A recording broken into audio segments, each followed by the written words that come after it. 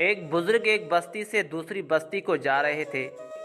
جب دوسرے شہر کے قریب ہوئے تو دیکھا کہ شہر کے دروازے بند ہیں اور دن کا وقت ہے۔ ان کو بڑا تعجب ہوا کہ دن میں شہر کا دروازہ کیوں بند ہے۔ دریافت کرنے پر معلوم ہوا کہ اس شہر کے بادشاہ کا ایک پالتو پرندہ باز اڑ گیا ہے، جس کی تلاش جاری ہے، اور دروازے بند اس لیے ہیں تاکہ باز شہر کے اندر ہی رہے اور دروازے سے کہیں باہر نہ چلا جائے۔ اس بزرگ نے سوچا کہ کتنا بڑا بے وقوف بادشاہ ہے کہ باز تو اوپر جو کھلی فضا ہے وہاں سے بھی جا سکتا ہے، اسے اتنی بھی عقل نہیں، اور اس نے شہر کے دروازے بند کر دیے۔ پھر وہ بزرگ اللہ کی طرف مخاطب ہو کر کہنے لگے کہ اے اللہ، تو نے حکومت و سلطنت، مال و دولت اس بے وقوف بادشاہ کو دے دی جو عقل سے بالکل خالی ہے، اور مجھ جیسے عاقل کو کچھ نہیں دیا۔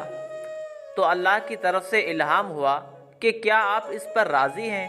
اس کی بے وقوفی حماقت کے ساتھ آپ کو یہ دولت و حشمت اور حکومت و سلطنت اور جاہ جلال سب کچھ اس بادشاہ سے چھین کر آپ کو دے دی جائے، اور آپ کی عقل مندی اور تقوی شاری، نیکیاں اور اطاعتیں سب اس کو دے دی جائیں۔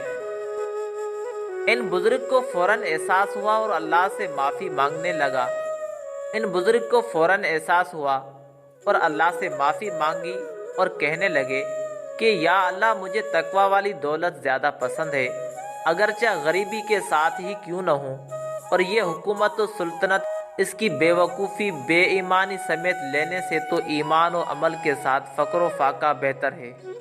لوگ عموماً نعمت صرف مال و دولت کو سمجھتے ہیں، حالانکہ اللہ تعالیٰ کی طرف سے کسی کو اطاعت عبادت کی توفیق مل جائے تو یہ بہت بڑی دولت ہے۔ اس سے بڑی نعمت اور کیا ہو سکتی ہے؟